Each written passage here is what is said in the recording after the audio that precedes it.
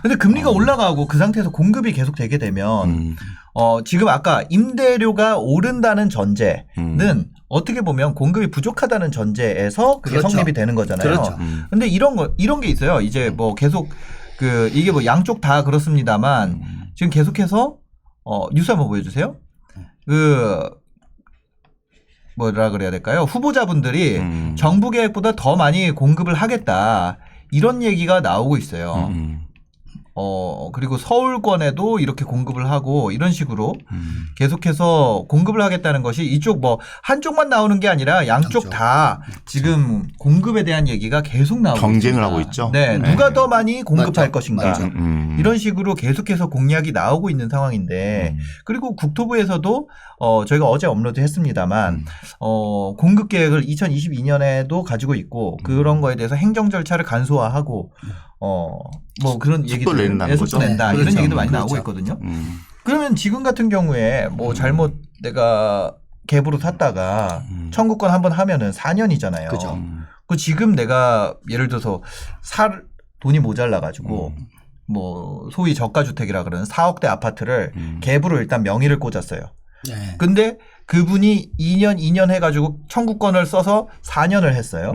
그러면 그때부터는 공급이 이상한 입주 시작되네? 그럼 내가 이제 막상 들어갈 때 그거 내가 돈이 모자라서 해놨다가 돈 모아가지고 원래 그게 이제 갭으로 사놨다가 실거주로 전환하는 그런 방식인데 내가 들어갈 때 뭐라 물린다고 해야 될까요? 그런 상황이 될 수 있지 않을까? 이런 우려도 좀 해볼 수도 있지 않을까 이런 생각 들거든요. 그 부분에 대해서는 혹시 의견이 어떻게 되시는지. 근데 네. 지금 현재 이제 공급 계획이 발표가 됐는데 먼저 네네. 그거부터 좀 지금 질문하신 거에 대한 부분 답변을 드린다면 네네. 이게 공급 계획에 대한 발표지 네. 실제 입주까지는 시간이 맞습니다. 충분한 시간이 지금 현재 있는 거고 음. 최소 아무리 빨라도 저는 2020 진짜 최소한 네네. 진짜 최소한 아무리 땡긴다 하더라도 2027년 이후에나 현재 지금 공급이 가능할 실질적 입주가 네네. 가능하지 않을까 생각이 들거든요. 아하. 그러다 보니까 방금 말씀하셨던 거 어떤 4년 정도 뒤에 같은 경우에는 네. 그러면 그때는 충분히 어떤 매수 타이밍을 전 충분히 잡을 수 있지 않을까 매도 타이밍을 네네. 충분히 잡을 수 있지 않을까라는 좀 네. 생각을 하고 있고 지금 이번에 이제 이재명 후보가 23일 날 이제 발표를 했었어요. 네네. 발표를 했는데 이게 기존에 이제 어떤 그 문재인 정부가 한 206만 네. 호를 했었는데 본인이 거기에 105만 원을 더 추가하겠다. 네. 그래서 311만 원을 만들겠다. 근데 처음에 대선 공약했을 때 이재명 후보가 발표했던 게 250만 원이었거든요. 거기에 쉽게 말하면 61만 원을 더 추가로 해서 더 공급을 늘리겠다는 겁니다. 묶고 더블로 가. 그렇죠, 그렇죠. 네.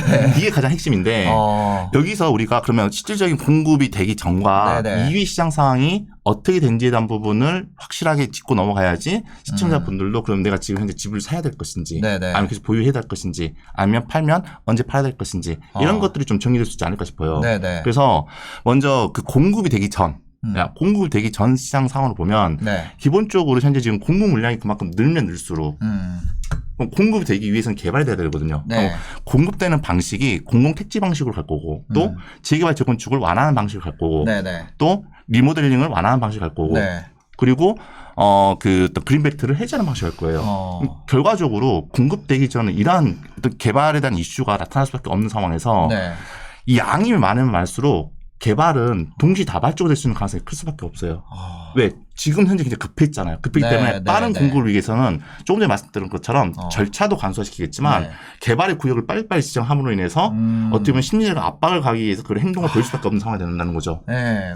근데 동시다발적으로 개발됐을 때 네. 개발의 이슈 이면에는 항상 투기 내지 투자 수요가 몰릴 수밖에 없어요. 그렇죠. 왜? 그 개발의 이익을 얻기 위해서. 네. 그럼 적어도 지금 현재 어마어마한 공급 물량이 들어온다 하더라도 이게 실질적으로 입주가 되기 전까지는 네. 개발의 이슈가 있는 지역 중심으로 해서 다시 수요가 몰릴 수밖에 없다는 생각을 하고 있습니다. 이거 엄청난 슈팅이 나올 수도 있겠다. 그렇죠. 쉽게 진짜 오버슈팅이 나올 수도 있는 거죠. 아. 그래서 저번에 그 홍남기 네. 총리 같은 경우에도 네네네. 너무 공급 쪽에 이렇게 해서 치우쳐서 발표를 하고 이행하려고 한다면 네. 지금 이렇게 안정화된 시장에 대한 부분에 대해서 오히려 역행할 수 있다라고 해서 우려를 하는 것도 분명히 공급 전에는 개발이 있어야지만 공급되기 때문에 그죠. 개발의 이슈로 인해서 어렵게 안정화시켰던 것을 다시 불안정화시키게 만들겠느냐 여기에 대한 우려 표시를 한 거였죠. 근데 이제 중요한 건 그러면 공급된 이후의 시장을 보자는 거예요. 네. 자, 지금 311만 원인데 네. 그중에서 서울만 107만 원을 공부하겠다는 거거든요. 네. 그러면 107만 원가 사실 시청자분들이 와닿지 않기 때문에 제가 비교를 한번 해서 말씀드릴게요. 107만 호. 107만 원. 네. 지금 우리나라 서울에 있는 촌주택수가 350만 원이에요. 350만 원. 근데 네. 350만 원가 쉽게 말하면 이제 6.25 네. 전쟁 끝나고 나서 지금까지 재건 사업과 발전해가지고 현재 지금 구축되는 게 350만 원이거든요. 지금 대한민국에 서울에. 서울에 예, 350만 호가 있다는 거죠. 그렇죠. 근데 이게 전체 주택이에요, 아파트예요? 주택. 주택이 350만 호가 그렇죠. 있다. 네. 350만 원 중에서 진짜 어떻게 보면 107만 원을 새롭게 공부한다는 것은 네. 전체 주택의 3분의 1이 들어온다고 그 하거든요. 어마어마한 규모네요. 어마어마한 거예요. 네. 네. 어마어마한 규모인데 그러면 좀 더 또 다른 일을 말씀드린다면 1기 신도시부터 3기 신도시까지 그 신도시에 공급됐던 아파트 수를 다 합치면 네. 그게 몇 세인지 알아요? 그게 뭐 한 50만 호 되나요? 그게 1기부터 1기가 29, 그다음에 네. 2기가 60, 3기가 17만 원 돼서 네. 합치면 106만 원. 대략 107만 원 정도 100만 돼요. 호. 그만큼을 한다는 네, 거죠. 이만큼을 일시에 그럼 이 기간이 오랜 기간 동안에서 공급했는데 네. 지금 어떻게 보면 10년 내에 공급하겠다는 거잖아요. 근데 이렇게 말하면 좀 더 와닿을 수 있어요. 우리 지금 부동산 상승장이 굉장히 급등했었던 가장 최근에 급등했었던 2020년. 네. 2020년 한 해 동안에 거래됐던 거래 총량이 85만밖에 안 돼요. 그러면 전국에 전국에 85만 가구가 네. 거래가 됐다. 그렇죠. 85만 가구 거래됐는데 서울에만 107만 가구를 공급하겠다. 네, 네. 라고 한다면 결과적으로 이거는 진짜 폭탄이 아니라 그 핵폭탄을 터트린다고 똑같은 이야기 돼버리는 거죠. 야, 이거 두산중공업 사야 되는 거 아니야? 아니, 이거 포크레인 모자라겠는데. 실질적으로 네. 만약에 공급이 된다 했을 경우에는 저 주식은 잘 모르겠지만 네. 건설주가 굉장히 아, 이거 포크레인 지게차 이런 거 모자라겠는데, 진짜. 그렇죠. 건설과 네. 관련된 부분에 있어서 굉장히 많은 이슈가 될 수 있지 않을까라는 생각이 들어요. 네, 주식시장 한번 보겠습니다. 마이너스 2.5, 살짝 올라오고 있습니다. 아, 네네. 알겠습니다. 그러니까요. 네. 네. 그래서 이제 그렇게 된다 보면 그러면 공급이 폭탄되면 네. 서민들은 더 좋아진 게 아니냐 이렇게 생각할 수 있거든요. 네네. 근데 문제는 뭐냐면 지금 공급은 이건 양으로만 말하고 있는 거잖아요. 네. 양과 질은 차이가 있다는 겁니다.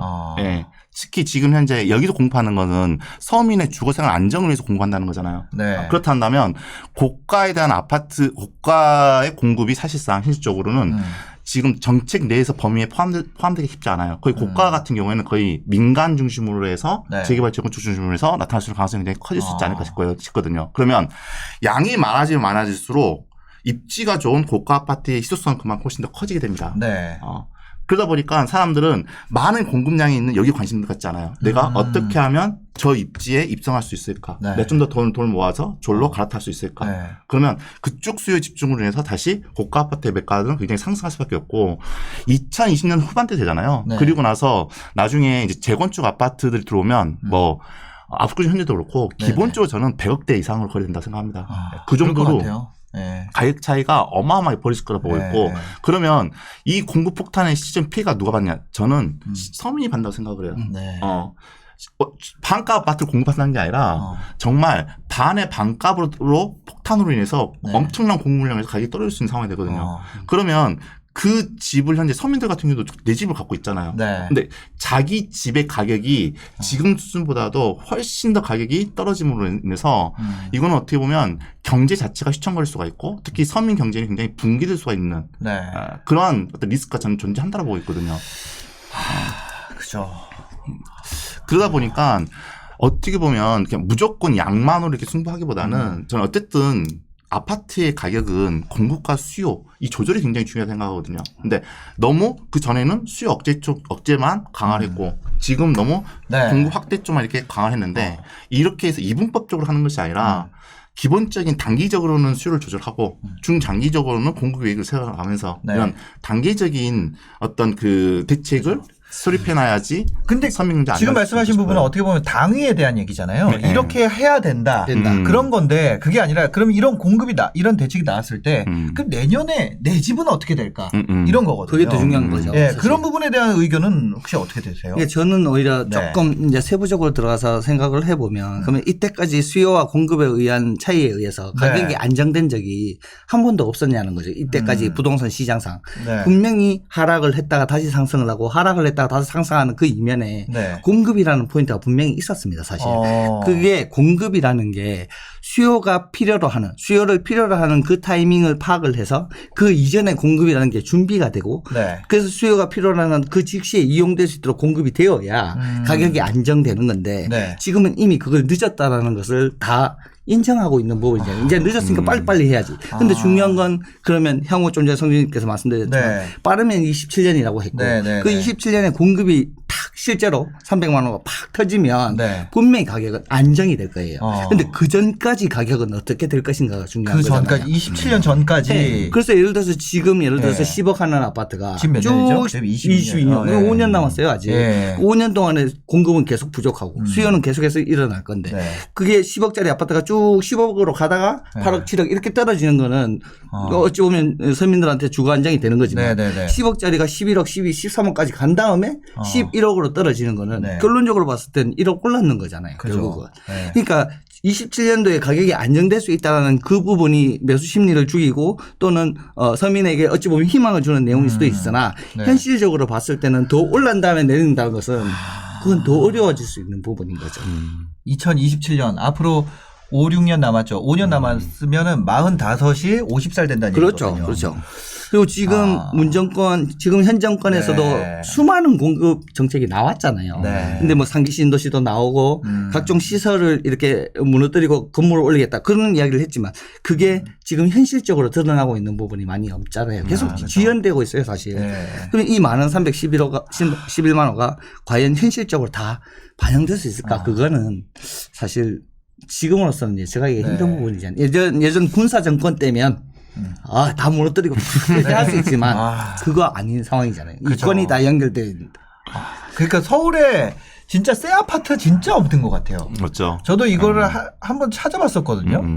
그래서 서울에 뭐 예를 들어서 30평대에 뭐 3, 40평 그거에 새 아파트를 연식을 사용 승인일을 뭐 4년 이렇게 해가지고 없죠, 거의. 보잖아요. 그거 없어요. 안 했으니까요. 개발 자체를 매물이 안 없어요. 했으니까. 매물. 사실 뭐 엄밀히 말하면 개발 자체는 안 하겠다보다는 재개발 재건축이 규제가 돼버리니까 그렇죠. 할 수가 그건 없는 못한 상황이 거죠. 되는 거죠. 이거 없더라고요. 그런 매물 자체가. 그러니까 이거는 5년 안에 네. 이 311만 원을 하는 와중에 네. 기존에 있던 아파트를 멸실하는 것도 있잖아요.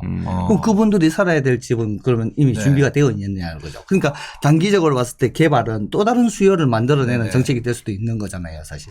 그래서 공급은 더 안 늘어나는 상황에서 수요가 늘어날 수밖에 없는 상황을 지금 만들어가고 있기 때문에 결국은 가격은 당분간은 상승할 수밖에 없다라고 보는 거죠. 알겠습니다. 그리고 내년도도 약간 상승으로 보시나요? 네, 그러면 봅니다. 아무래도 네. 저도 그런 생각입니다. 유동성이 흡수되더라도 유동성이 흡수된다 하더라도 유동성이 흡수되는 속도보다도 매수 심리가 움직이는 속도가 훨씬 빠릅니다. 네. 제가 똑같습니다. 알겠습니다. 기사의 마지막에 네. 보시면 이런 내용이 있어요. 생애 최초 구입자에게 네. LTV를 최대 90%까지 90%까지. 인정한다. 어디요? 그 아래쪽에 보면 내용이 있어요. 네네. 잠깐 서민에게 이제 방금 좀 위쪽으로 좀 더 네, 올려보시면 기사를 조금 잘 보시면 그러네요. 네, 그런 내용이 있어요. 그러니까 이제 LTV 90% 네. 허용? 네, 하고 와. 그리고 취득세 부담도 낮춰주고 그러니까 네. 집 살 수 있는 가능성을 낮춰주겠다. 이거는 이 정책적으로 활용이 가능해요. 이렇게 네. 하겠다라고 하면 하는 거잖아요. 네. 근데 이렇게 하겠다 하고 하는 그 상황에 공급이 나와 있냐는 거죠. 나와 있지 않죠. 네. 공급은 기존 5년 뒤에 가격으로 나와야 될 거고 나왔구나. 그러면 수요는 더 많아지게끔 만들어지는 상황이 되는 거고 네네. 거기서 공급은 없는 상황이니까 어쩌면 네. 이거는 집값을 더 올리는 정책이 될 수밖에 없는데 네. 이제 여야 간의 경쟁 차원에서 야당에서 80%라고 이야기하니 네. 나는 90%라고 이야기하고 있는 거잖아요 지금. 그래서 이게 수요를 줄일 수 네. 있는 억제책이 지금 완화되고 있는 상황이기 때문에 네네네. 금리를 잡아놨으면 괜찮겠지라고 하겠지만 집값이 계속 올라가는 상황에서는 매수 심리 다시 살아날 수 있다고 저는 판단하는 거예요. 지금 좀 살까요? 아니에요. 어떻게 해야 될까요? 알겠습니다.